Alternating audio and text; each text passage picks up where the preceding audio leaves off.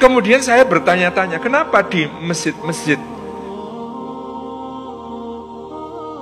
yang mewarisi tradisi itu, apa namanya, Kesultanan Mataraman itu, nyuwun sewu, ada Bilal ketika sholat taraweh. Jadi kalau kita sholatnya 20 rakaat itu tiap 4 rakaat ada penyebutan nama khalifah, penyebutan nama khulafaur rasyidin. Saya dulu pokoknya nganggap saya nesu itu, bid'ah ini. Saya tanya si mbah saya, itu kenapa toh? Kok kayak begitu? Engko sekle, ceritanya begini. Dulu ketika Islam masuk ke Nusantara, ternyata ada yang ikut pengen dompleng, yaitu orang-orang yang membenci khulafaur rasyidin. Mereka tidak suka pada khulafaur rasyidin.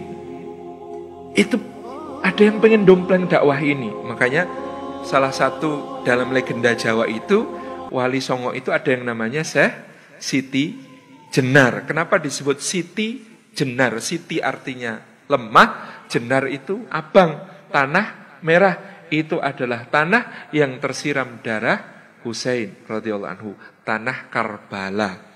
Jadi dia datang juga sebagai seorang mubalik ke Nusantara, berdakwah dan memang dapat pengikut. Di dalam naskah Babat Pangeran Adilangu tentang murid Syekh Siti Jenar namanya Ki Kebo Kenongo yang berkedudukan di Pengging, Boyolali, yang kemudian dituduh bughat, memberontak, membangkang kepada Kesultanan Demak. Itu Ki Ageng Pengging itu punya 2 ekor anjing. Anjing ini dia lempari batu kalau sedang marah. Anjing ini oleh beliau diberi nama Abu Bakar lan Ngumar. Jadi kebenciannya sampai di level itu. Maka kata kakek saya, beliau mengatakan, maka para raja dinasti Mataram itu mengkreasi satu amal, sebenarnya bukan amal, tidak termasuk di dalam sholat, dia diletakkan di luar sholat, hanya sebuah perkataan untuk menjaga masjid-masjidnya dari pengaruh Syiah. Caranya bagaimana? Al-Khalifatul Ula Amirul Mukminin Abi Bakr Siddiqi hal tardu'an. Maka dijawab, nardu'an. Al-Khalifatul Tsani Amirul Mukminin Abu Hafsin Umar ibn al-Khattab radhiyallahu anhu hal tardu'an, nardu'an. Nah, pertanyaan kemudian dijawab hadirin, nardu'an ini untuk menjaga rakyat Mataram dari pengaruh Syiah. Ternyata begitu caranya. Nah, saya tanya, mau enggak jadi bid'ah apa itu? Wow, enggak ada tuntunannya kok melaksanakan yang seperti itu. Yo dianggap bid'ah yo piye yo le, ning itu ketika itu diperlukan untuk menjaga akidah. Ya, orang Syiah ikut tarawih di situ mesti enggak kuat.